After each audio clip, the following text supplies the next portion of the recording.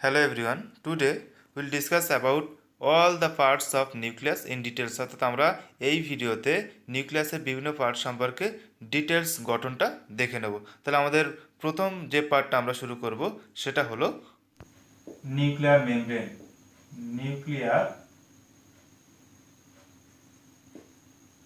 Membrane এবং এর সঙ্গে আমরা কি দেখে নেব? নিউক্লিয়ার পোর, সেটাকে এর সঙ্গে ডিসকাস করব। তাহলে আমরা নিউক্লিয়ার মেমব্রেনটাকে যদি একটু ম্যাগনিফাই করে দেখাই তাহলে কেমন হবে? তাহলে এটা হচ্ছে আমাদের নিউক্লিয়ার মেমব্রেনের পার্ট, এদিকে একটা আছে, এদিকে একটা আছে। তাহলে এটা হচ্ছে আমাদের সেই পোর, নিউক্লিয়ার পোর। এবং এখানে যদি দেখা যায় তাহলে এটা হচ্ছে আমাদের আউটার নিউক্লিয়ার মেমব্রেন। এটাকে যদি আমরা দেখাই সেটা তাহলে এটা হচ্ছে আমাদের ইনার নিউক্লিয়ার মেমব্রেন। এবং এটা যদি আমরা দেখাই তাহলে এটা হচ্ছে আমাদের পেরি নিউক্লিয়ার স্পেস। তাহলে সেই পার্টগুলোকে আমরা এখানে দেখাচ্ছি। তাহলে আমাদের outer membrane, inner membrane. Outer membrane কি বলেছিলাম? সেখানে কি থাকবে? রাইবোজোম স্টার্টেড কন্ডিশনে থাকবে। তাহলে আউটার মেমব্রেনে কি আছে? রাইবোজোম দানা স্টার্টেড কন্ডিশনে আছে, কিন্তু ইনার মেমব্রেনে থাকবে না। তাহলে আউটার মেমব্রেনে আমরা কি দেখালাম? রাইবোজোম দানা স্টার্টেড কন্ডিশনে আছে। তাহলে আউটার মেমব্রেন, ইনার মেমব্রেন, মাঝখানে যে স্পেসটা থাকে সেটা হচ্ছে পেরিনিউক্লিয়ার স্পেস। এবার আমরা যদি দেখি যে এই লেয়ারের নিচে অর্থাৎ ইনার মেমব্রেনের লেয়ারের নিচে আরো একটা ফাইব্রিলার লেয়ার থাকে। তাহলে এখানে আমাদের ইনার লেয়ারের আন্ডার বা বিনিথ যদি আমরা দেখি তাহলে সেখানে কি থাকবে? আরো একটা ফাইব্রিলার লেয়ার থাকবে। তাহলে এই লেয়ারটাকে কি বলা হচ্ছে? তাহলে আমরা এখানে যে লেয়ারটা দেখাচ্ছি তাহলে এটাকে বলা হচ্ছে আমাদের ফাইব্রিলার ল্যামিনা। ফাইব্রিলার ল্যামিনা। এটা যদি দেখা যায় তাহলে এটা কেমন? তাহলে এটা হচ্ছে আমাদের ইলেকট্রন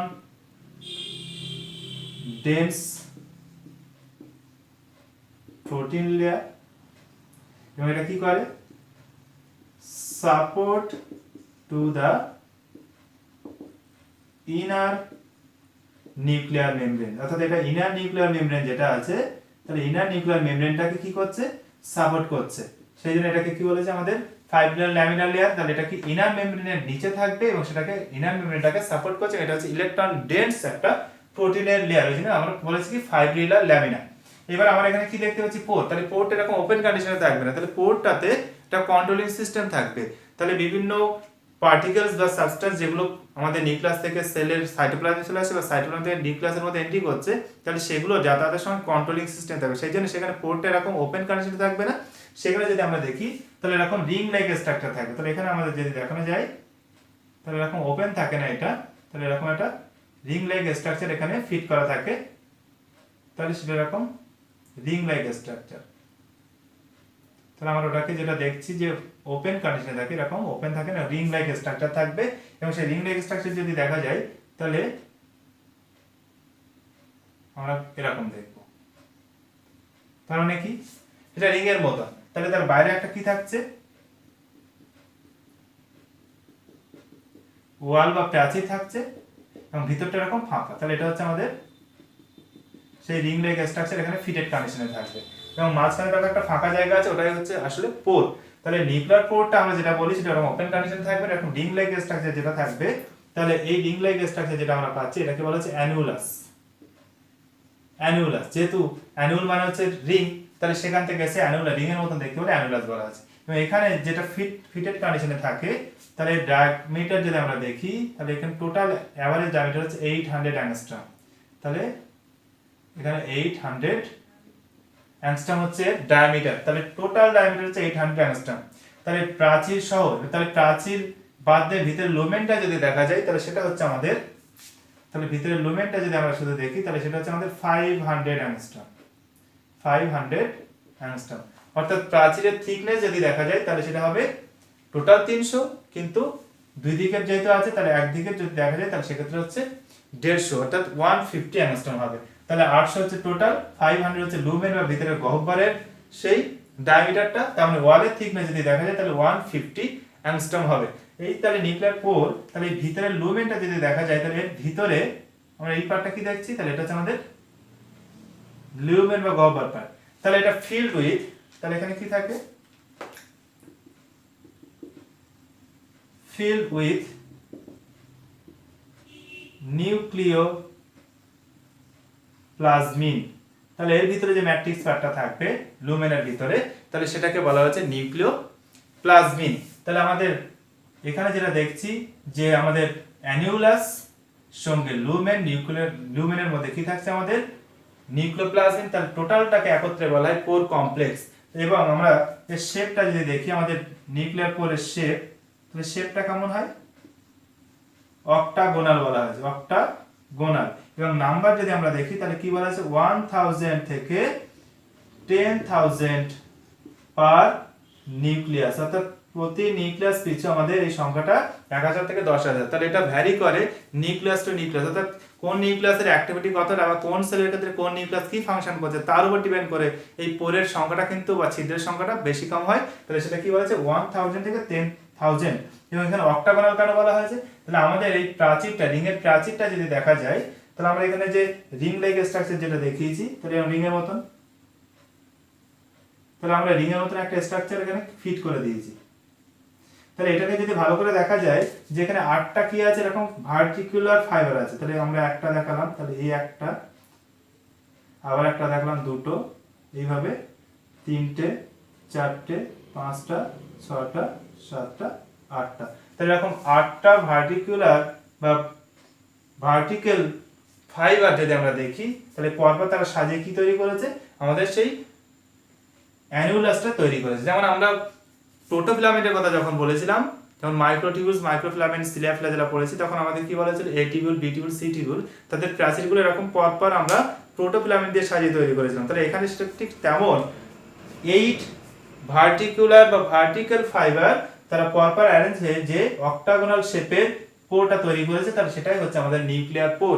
এবং এখানে আমাদের তাহলে ভার্টিকুলার ফাইবার, অ্যানিউলাস সঙ্গে হচ্ছে আমাদের লুমেন এবং ভিতরে যে নিউক্লিওপ্লাজমিন থাকছে, টোটালটাকে বলা হবে পোর কমপ্লেক্স। তাহলে এইটাই হচ্ছে আমাদের নিউক্লিয়ার পোর। তাহলে এটা কি করে, তাহলে সেটা সেলের এর বাইরে, তাহলে আমরা কি দেখবো, এর বাইরে হচ্ছে কি আমাদের সাইটোপ্লাজম। এবং এর ভিতরটা যদি দেখি তাহলে এটা হচ্ছে আমাদের কি নিউক্লিওপ্লাজম।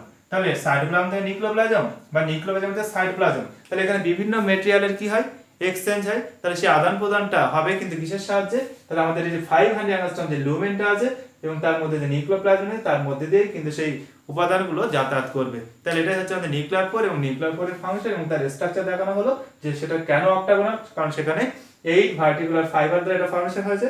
তখন আমরা এখানে যদি দেখাতাম তাহলে এরকম কটা থাকতো 1 2 3 4 5 6 7 8, তাহলে এরকম, তাহলে 8টা এইভাবে পরপর অ্যারেঞ্জ হয়েছে। তাহলে আমরা এখানে সেটাই দেখিয়েছি। তাহলে এই হচ্ছে আমাদের অক্টাগোনাল শেপ, সেই জন্য বলা হচ্ছে অক্টাগোনাল শেপের হবে।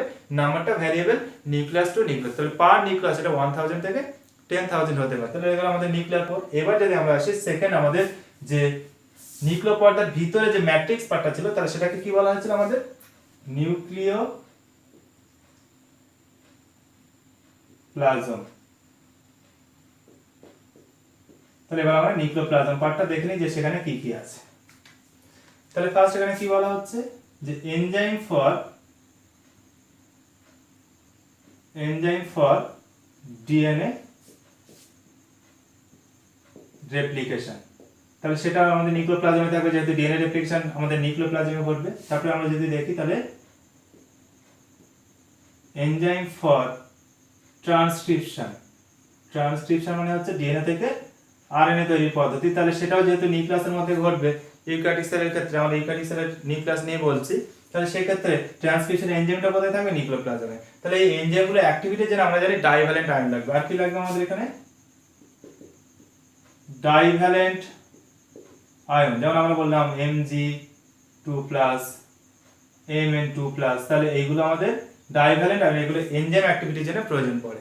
এছাড়া যদি দেখা যায় যেহেতু এর মধ্যে রেপ্লিকেশন, ট্রান্সক্রিপশন সবই হচ্ছে, তাহলে আমরা এখানে কি পাবো, mRNA পাবো নিউক্লিয়াসের মধ্যে, নিউক্লিওপ্লাজমে। তারপর আমরা rRNA পাবো, tRNA পাবো।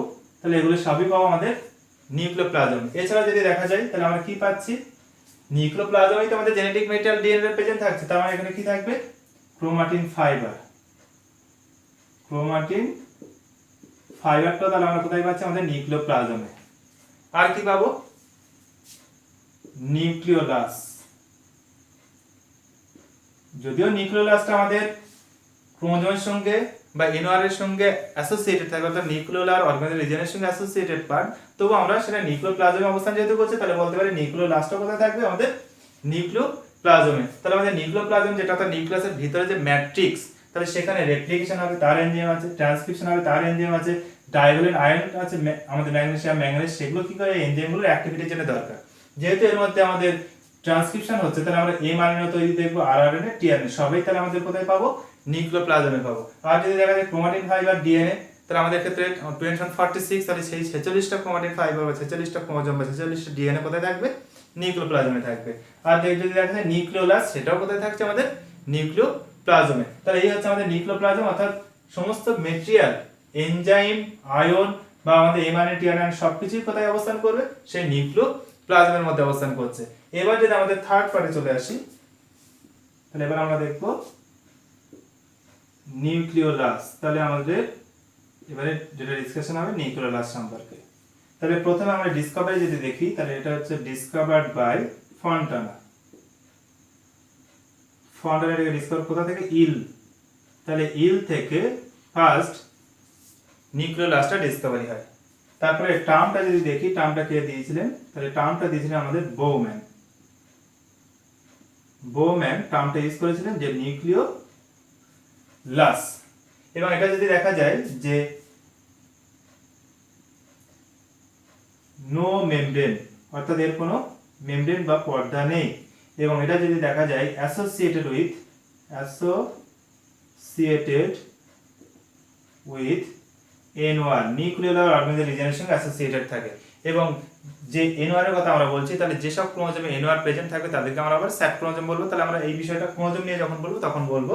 আর এখানে এনওআর বলতে নিউক্লিওলার অর্গানিজের রিজন, যেখান থেকে নিউক্লিওলাসটা ফর্মেশন, অর্থাৎ এখানে এটা নিউক্লিওলাস যেটা বলা হচ্ছে অ্যাসোসিয়েটেড থাকবে কার সঙ্গে, এনওআর এর সঙ্গে, এবং এটার কোনো মেমব্রেন নেই। তাহলে মেমব্রেন নেই, কিন্তু এটাকে এমন ভাবে অ্যারেঞ্জমেন্টটা থাকে দেখে মনে হবে মেমব্রেন প্রেজেন্ট আছে। তাহলে সেটা কেমন, তাহলে আমরা এখানে যদি নিউক্লিওলাসের ডায়াগ্রামটা দেখাই, তাহলে আমরা এখানে যেটা দেখাচ্ছি এটা হচ্ছে আমাদের নিউক্লিওলার ক্রোমাটিন। তাহলে নিউক্লিওলার ক্রোমাটিনগুলো এইভাবে অ্যারেঞ্জ হয়ে থাকে। তাহলে সেটা যদি আমরা দেখাই, তাহলে নিউক্লিওলাসটাকে মনে হবে যেন মেমব্রেন বাউন্ড স্ট্রাকচার, কিন্তু প্রকৃত অর্থে আমাদের নিউক্লিওলাসটা মেমব্রেন বাউন্ড হয় না। সেখানে কি থাকে, এরকম নিউক্লিওলার ক্রোমাটিন প্রেজেন্ট থাকছে। তাহলে এখানে কি থাকে, আমাদের নিউক্লিওলার ক্রোমাটিন প্রেজেন্ট থাকে। তাহলে আমরা এখানে কি এটা কি বলবো, নিউক্লিওলার ক্রোমাটিন।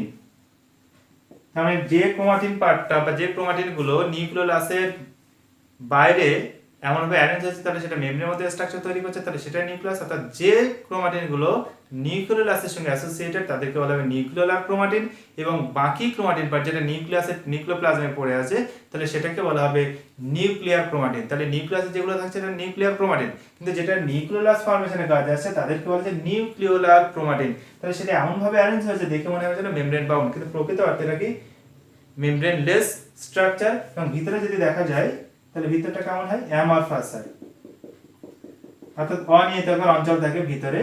তাহলে ক্রোমাটিন ফাইবার বাইরে এইভাবে অ্যারেঞ্জ থাকে এবং এখানে অনিয়মিতকর অঞ্চল থাকে। তাহলে সেটাকে আমরা কি বলে থাকি, তাহলে এটাকে আমরা বলে থাকি পার্স অ্যামরফা। তাহলে এটাকে বলা হয় পার্স অ্যামরফা। এবারে এর ভিতরে কি থাকে, এরকম পার্স অ্যামরফার মধ্যে বিভিন্ন গ্রানুল প্রেজেন্ট থাকে এরকম। তাহলে গ্রানুল গুলো আসলে কিসের, তাহলে আমরা এখানে যে গ্রানুল গুলো দেখতে পাচ্ছি, তাহলে এই গ্রানুলটা যদি দেখা এখানে প্রকৃতপক্ষে, তাহলে এইখানে গ্রানুল যেটা দেখানো হচ্ছে, তাহলে এটা হচ্ছে আমাদের আরআরএনএ। তার মানে আমাদের কি দেখতে পাচ্ছি, নিউক্লিওলাসের মধ্যে আমরা আরআরএনএ গ্রানুল দেখতে পাচ্ছি, এবং সেটাই অ্যামরফাস বা অনিয়মিতকর অঞ্চল তৈরি করেছে, সেটাকে বলা যায় পার্স অ্যামরফা। এবং বাইরের যে এরিয়াটা তৈরি হয়েছে যেটা মেমব্রেন বলে মনে হচ্ছে, ওটা আসলে হচ্ছে আমাদের নিউক্লিওলার ক্রোমাটিনে অ্যারেঞ্জ হয়েছে। এবং এখানে তার মানে এদের ফাংশন যদি আমরা দেখি, আমাদের নিউক্লিওলাসের ফাংশন যদি দেখায়, তাহলে সেটা কি কাজ করছে, তাহলে তার ফাংশন হচ্ছে synthesis and storage of rRNA। তাহলে আমরা এর মধ্যে আরআরএনএ দেখতে পাচ্ছি। তাহলে নিউক্লিওলাসের ফাংশন হচ্ছে আরআরএনএ সিনথেসিস করে এবং তার স্টোরেজ করা। তাহলে ওই জন্য আমরা নিউক্লিওলাসের মধ্যে আরআরএনএ দেখতে পাচ্ছি, পলিথিন যেটা দেখছি সেটা আসলে ক্রোমাটিনেরই পার্ট, সেটা মেমব্রেনের মতন দেখতে লাগছে কিন্তু ওটা মেমব্রেন নয়, সেটা হচ্ছে নিউক্লিওলার ক্রোমাটিন। তাহলে এই হচ্ছে আমাদের নিউক্লিওলাস, এটা ডার্কলি স্টেন্ড হয়, সেই জন্য আমরা নিউক্লিয়াসের মধ্যে এরকম ডার্ক কালারের যে বডি দেখতে পাই সেটাকে নিউক্লিওলাস বলা হচ্ছে। নরমালি একটা সেলের ক্ষেত্রে নিউক্লিওলাসের সংখ্যাটা একটা হয়, কিন্তু কোনো কোনো কেসের ক্ষেত্রে এটা আমরা মোর দ্যান ওয়ান অর্থাৎ একের বেশি নিউক্লিওলাস কিন্তু রিপোর্টেড হয়েছে বা আমরা পেয়েছি, কিন্তু নরমালি একটা সেলের ক্ষেত্রে আমাদের কি থাকবে, নিউক্লিয়াসের সংখ্যাটা একটা হয়। এবং এটা বিলিভ করা হয় যে আমাদের আরআরএনএ সিনথেসিস স্টোরেজ ছাড়াও এটা সেল ডিভিশনের সময় স্পিন্ডল ফাইবার ফর্মেশনে সাহায্য করে। তাহলে এই হলো আমাদের নিউক্লিয়াসের তিনটে পার্ট। এবার তাহলে আমাদের লাস্ট পার্ট যেটা বাকি আছে ক্রোমোজোম, সেটা নিয়ে ডিসকাস করব। তাহলে নিউক্লিওপ্লাজমের মধ্যে যে থ্রেড লাইক স্ট্রাকচারগুলো প্রেজেন্ট আছে তাহলে সেটাকে আমরা কি বলছি, ক্রোমাটিন ফাইবার। তাহলে আমাদের সেই লাস্ট পার্ট ক্রোমাটিন ফাইবারটা নিয়ে বলবো এবারে। তাহলে আমাদের ক্রোমাটিন ফাইবার, তাহলে ক্রোমাটিন ফাইবারটা যদি আমরা ইন্টারফেস এর সাথে দেখি, যদি আমরা ইন্টারফেস দেখার কথা বলি, ইন্টারফেস যেটা হচ্ছে সেল সাইকেলের রেস্টিং ফেজ বলা হয়, যেখানে মেটাবলিক অ্যাক্টিভিটি বেশি থাকবে কিন্তু ডিভিশন হচ্ছে না বলে আমরা রেস্টিং ফেজ বলি। তাহলে সেই ইন্টারফেসের সাথে আমরা যদি ক্রোমাটিন ফাইবারকে দেখি তাহলে সেখানে আমরা দু রকম দেখব, একটা হচ্ছে হাইলি কয়েলড, একটা লুজলি কয়েলড, এবং সেখানে স্টেন্ডিং যখন করা হবে অর্থাৎ রঞ্জকীকরণ করা হবে সেক্ষেত্রে একটা ডার্ক স্টেন নেবে, একটা লাইট স্টেন নেবে। তাহলে যেটা ডার্ক স্টেন নেবে তাকে বলা হবে হেটেরোক্রোমাটিন, হেটেরোক্রোমাটিন, এবং আরেকটা হচ্ছে আমাদের ইউক্রোমাটিন, ইউক্রোমাটিন। এবং আমরা এর সঙ্গে যদি দেখে নিই যে আমাদের ডিসকভারিটা কে ডিসকভার করেছিলেন, তাহলে ডিসকভারড বাই আমাদের ফ্লেমিং। তাহলে ফ্লেমিং কিন্তু আমাদের ক্রোমাটিন ফাইবারটা ডিসকভার করেছিলেন। তাহলে এবার আমরা ইন্টারফেসে দেখছি কি একটা আমাদের হেটেরোক্রোমাটিন আর একটা হচ্ছে ইউক্রোমাটিন পার্ট। হেটেরোক্রোমাটিন পার্ট যদি দেখা যায় তাহলে এটা হচ্ছে জেনেটিক্যালি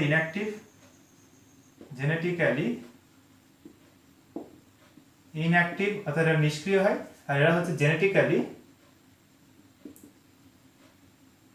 অ্যাক্টিভ। এটাকে আমরা বলি যে লেট রেপ্লিকেটিং ক্রোমাটিন, এটাকে বলা হয় আর্লি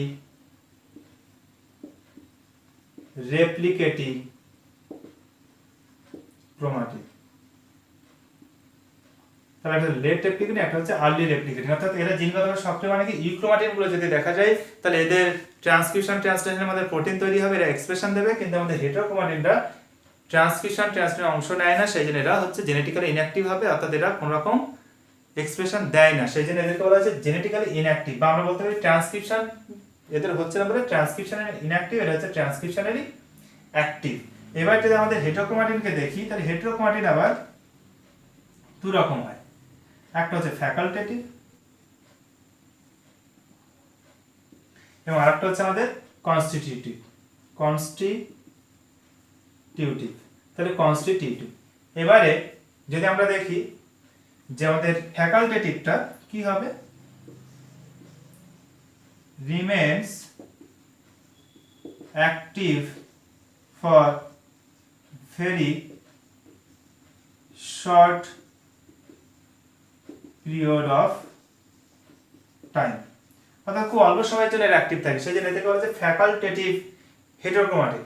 এবং কনস্টিটিউটিভ যেটা কি হবে, এরা হচ্ছে নন অ্যাক্টিভ, মানে টোটালি এরা অ্যাক্টিভিটি দেখাবে না। তাহলে এটা হচ্ছে আমাদের নন অ্যাক্টিভ পার্ট। কনস্টিটিউটিভ হেটেরোক্রোমাটিন মানে তারা কখনোই অ্যাক্টিভিটি দেখাবে না, আর আমাদের ফ্যাকাল্টেটিভ মানে তারা খুব অল্প সময়ের জন্য অ্যাক্টিভিটি দেখাতে পারে বা খুব অল্প সময়ের জন্য অ্যাক্টিভ থাকতে পারে, সেই জন্য বলা হয়েছে যে remains active for very short period of time.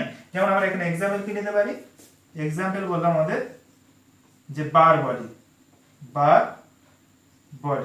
তাহলে বার বডিটা কি, আমাদের হিউম্যান ফিমেলের ক্ষেত্রে যদি আমরা দেখি তাহলে সেখানে কি থাকে, দুটো এক্স ক্রোমোজোম থাকে, দুটো এক্স। তাহলে যখন দুটো এক্স প্রেজেন্ট থাকছে অর্থাৎ জাইগোট ফর্মেশন যখন হয়েছে, তাহলে একটা এক্স যুক্ত শুক্রাণু এসছে, একটা এক্স যুক্ত ডিম্বাণুর সঙ্গে ফার্টিলাইজ করেছে। তাহলে যে জাইগোটটা তৈরি হবে তার মধ্যে দুটো এক্স থাকবে। তাহলে দুটো এক্স যখন ফার্টিলাইজ করে জাইগোট ফর্মেশন করে তখন দুটোই কিন্তু অ্যাক্টিভ থাকে, কিন্তু পরক্ষণেই দুটো এক্স এর মধ্যে একটা এক্স কি হয়ে যায়, ইনঅ্যাক্টিভ হয়ে যায়। ইনঅ্যাক্টিভ হয়ে গিয়ে সেটা নিউক্লিয়ার মেমব্রেনের সঙ্গে এরকম অ্যাটাচে ডার্ক বডি রূপে প্রেজেন্ট থাকে। তাহলে এটাকেই বলা হচ্ছে আমাদের বার বডি।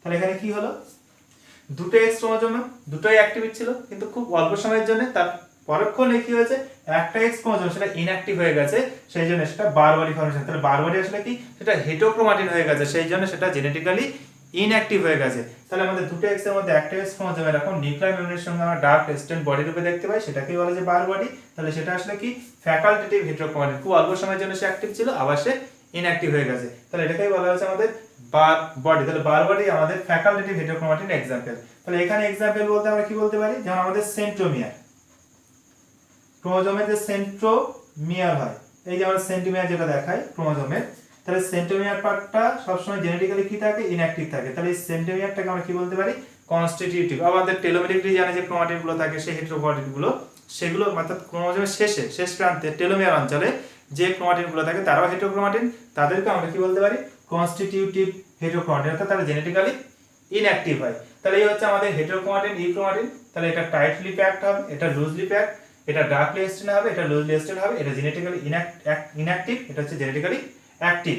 এবং আমরা যদি দেখি যে দুটো টাইপসের হেটেরোক্রোমাটিন, একটা হচ্ছে ফ্যাকাল্টেটিভ, একটা কনস্টিটিউটিভ। ফ্যাকাল্টেটিভ মানে তারা কিছু সময়ের জন্য অ্যাক্টিভিটি দেখাতে পারে, অর্থাৎ খুব কম সময়ের জন্য অ্যাক্টিভ থাকে, যেমন বার বডি এক্সাম্পল নিয়েছি।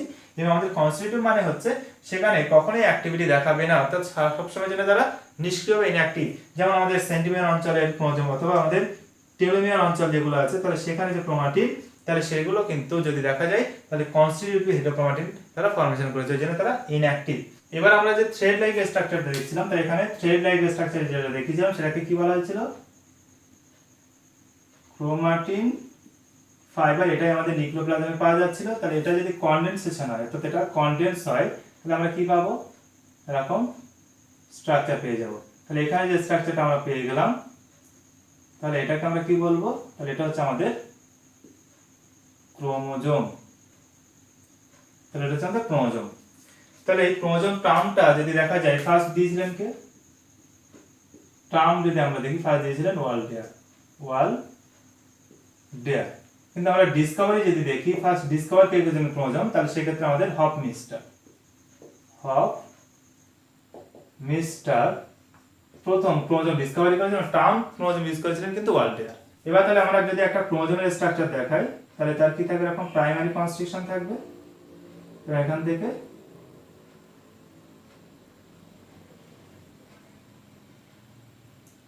বাহুর মতন গঠন আমরা পাবো। তাহলে প্রত্যেকটা ক্রোমোজোমের বাহু থাকে। তাহলে এখানে যে বাহুগুলো পাচ্ছি, তাহলে এটাকে কি বলা হয়, তাহলে এটা হচ্ছে আমাদের ক্রোমাটিড। এবারে এখানে যে প্রাইমারি কনস্ট্রিকশন যেটা পেলাম, তাহলে এটা আমাদের কি, প্রাইমারি কনস্ট্রিকশন, অর্থাৎ মুখ্য খাঁজ। এই প্রাইমারি কনস্ট্রিকশন যেটা, সেটাকে আমরা কি বলে থাকি, তাহলে এটাকেই আবার আমরা কি বলি, যে আমাদের সেন্ট্রোমিয়ার। ক্রোমোজোমে যে সেন্ট্রোমিয়ার বলা থাকে, তাহলে প্রাইমারি কনস্ট্রিকশন যেটা, সেটাই সেন্ট্রোমিয়ার। এবং সেন্ট্রোমিয়ার যেটা থাকে, তার বাইরে যদি দেখা যায়, তাহলে এরকম ইলেকট্রন ডেন্স প্রোটিনের লেয়ার দেখতে পাওয়া যায়। তাহলে এখানে কি দেখা যায়, ইলেকট্রন ডেন্স প্রোটিনের লেয়ার দেখতে পাওয়া, যার সঙ্গে স্পিন্ডল ফাইবার যুক্ত হয় ডিউরিং সেল ডিভিশন। তাহলে অ্যানাফেজ যখন চলে বা আমাদের মেটাফেজ যখন চলে, তাহলে বেমতন্তু স্পিন্ডল ফাইবার এসে যে লেয়ারের সঙ্গে অ্যাটাচ হয়, তাহলে সেটা সেন্ট্রোমিয়ারের বাইরে ইলেকট্রন ডেন্স প্রোটিনের একটা লেয়ার থাকে। তাহলে এটাকে কি বলা হচ্ছে, এই যে লেয়ারটা আমরা এখানে দেখলাম, তাহলে এটাকে বলা হচ্ছে কাইনেটোকোর বলা হচ্ছে। এবার যদি দেখা যায় যে এখানে যে মেমব্রেনটা আমরা দেখতে পাচ্ছি ক্রোমোজোমের, তাহলে ক্রোমোজোম মেমব্রেনটাকে বলা হয় পেলিকেল। তাহলে এটাকে পেলিকেল বলা হচ্ছে। তাহলে পেলিকেল মেইনলি প্রোটিনের তৈরি, এবং সেটা হচ্ছে ফ্লেক্সিবল একটা লেয়ার। তারপরে যদি আমরা দেখি যে এর ভিতরে যে প্লাজমটা থাকে, তাকে বলা হয় ক্রোমোপ্লাজম। যেহেতু ক্রোমোজোমের মধ্যে, তাহলে এটাকে বলা হবে ক্রোমোপ্লাজম। এবং এর ভিতরে আমরা কি দেখবো, থ্রেড লাইক স্ট্রাকচার দেখবো। তাহলে এর ভিতরে যদি আমরা দেখি, তাহলে এরকম থ্রেড দেখতে পাবো। তাহলে এখন দুটো থ্রেড এর মধ্যে কি আছে, প্রেজেন্ট আছে। তাহলে আমরা একই ক্রোমোজোমে দুই রকম অ্যারেঞ্জমেন্ট দেখিয়ে দেবো, সেই জন্য আমরা এদিকটা এরকম প্যারালাল দেখালাম, এদিকটা এরকম স্পাইরাল অ্যারেঞ্জমেন্টটা আমরা দেখাচ্ছি। তাহলে এখানে যেটা আমরা দেখতে পাচ্ছি থ্রেড লাইক স্ট্রাকচার, এদেরকে কি বলা হয়, ক্রোমোনিমাটা। তাহলে ক্রোমোনিমাটা বলা হচ্ছে। তাহলে ক্রোমোনিমাটার অ্যারেঞ্জমেন্ট আবার দুই রকম হতে পারে। তাহলে প্যারালাল হলে, তাহলে এখানে আমরা কি দেখতে পাচ্ছি, তাহলে এখানে যে অ্যারেঞ্জমেন্টটা দেখছি, তাহলে এটা হচ্ছে আমাদের কি, প্যারালাল অ্যারেঞ্জমেন্ট। তাহলে এখানে প্যারালাল অ্যারেঞ্জমেন্ট যখন দেখতে পাবো তখন এটাকে বলা হবে যে প্যারানেমিক ক্রোমাটিন ফাইবার। এবং যখন সেটা আমরা এরকম স্পাইরালি অ্যারেঞ্জ থাকবে তখন তাকে বলা হবে, অর্থাৎ স্পাইরাল অ্যারেঞ্জ বা কুণ্ডলীকরণ দেখা যাবে, পাকিয়ে থাকবে, তখন সেটাকে বলা হয়েছে আমাদের, তাহলে এখানে কি হচ্ছে স্পাইরাল অ্যারেঞ্জমেন্ট দেখা যাচ্ছে। তো স্পাইরাল অ্যারেঞ্জমেন্ট যদি থাকে তখন তাকে বলা হয় প্লাকটোনেমিক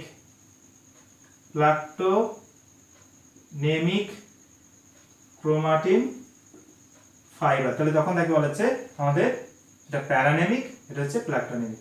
তাহলে এই অ্যারেঞ্জমেন্টটা একই ক্রোমোজোমে দুরকম থাকবে না।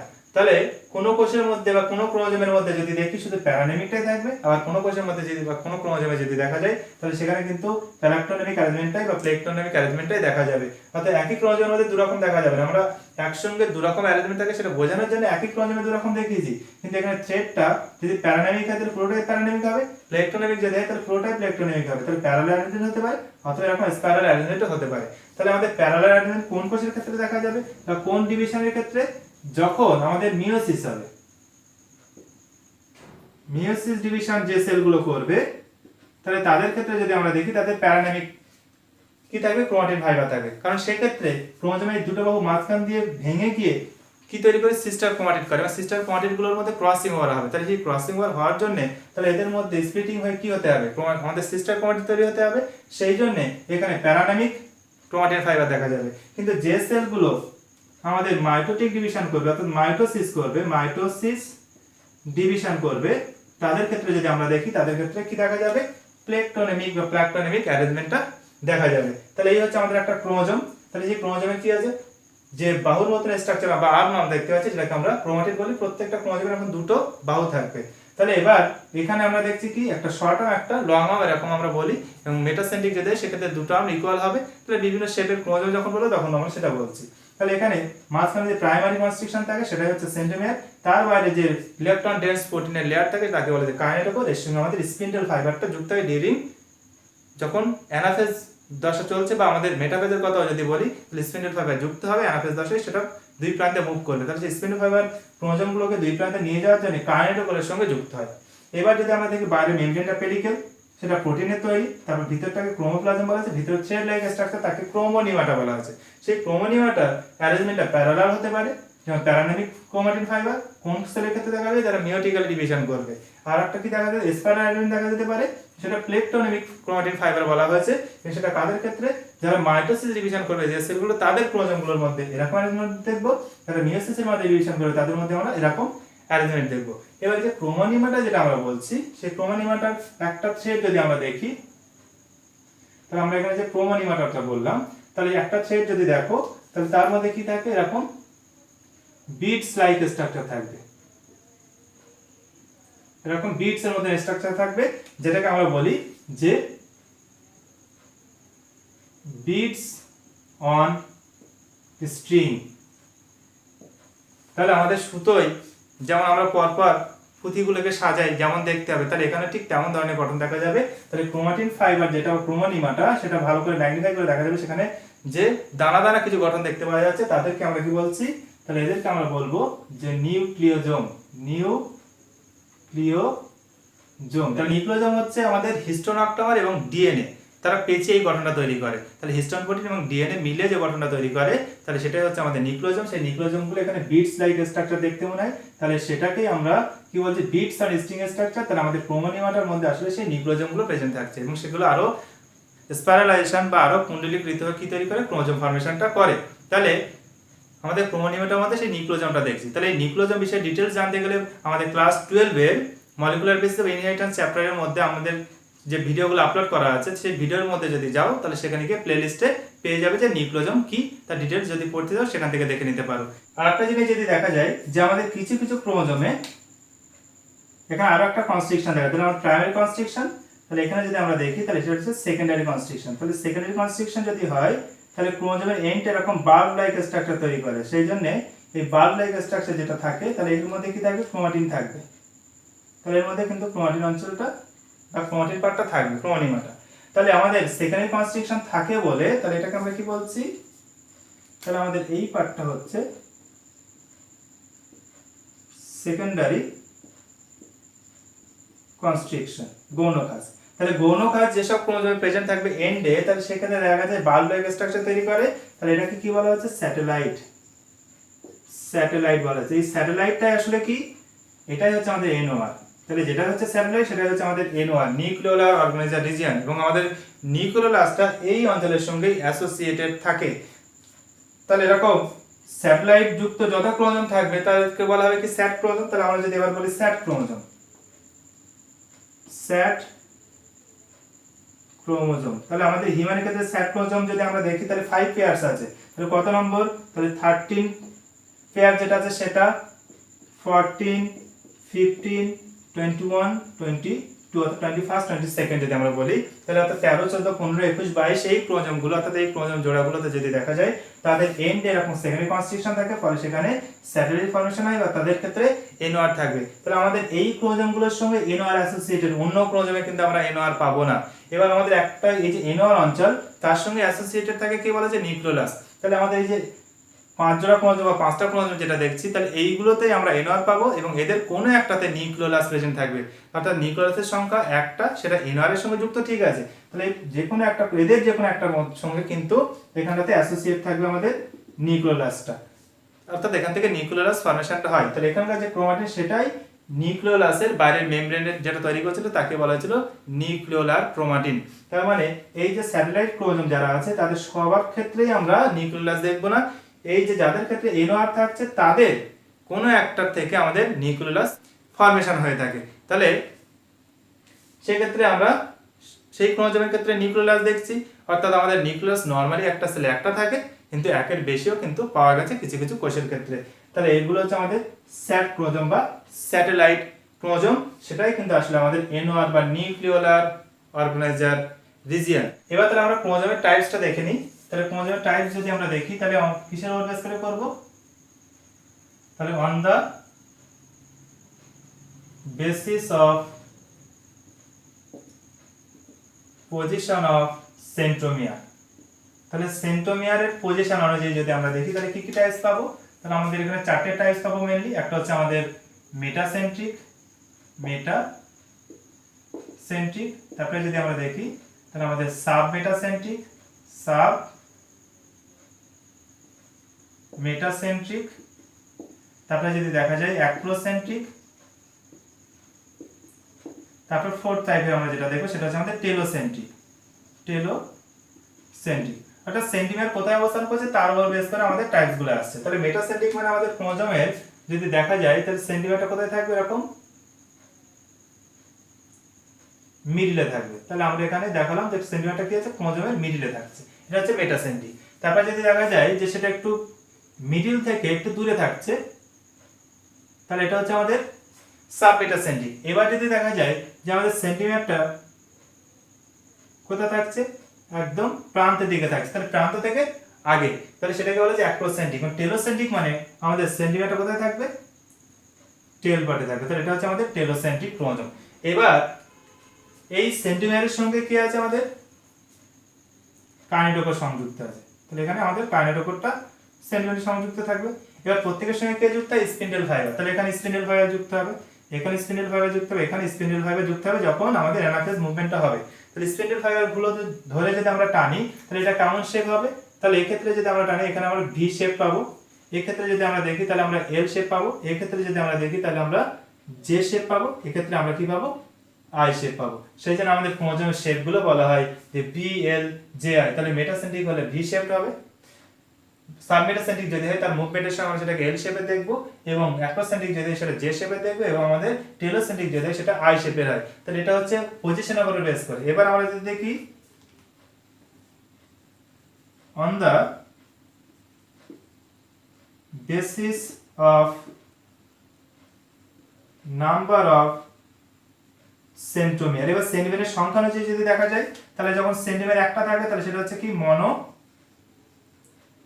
সেন্ট্রিক। যদি দুটো থাকে তাহলে সেটা কি হবে? Die centric.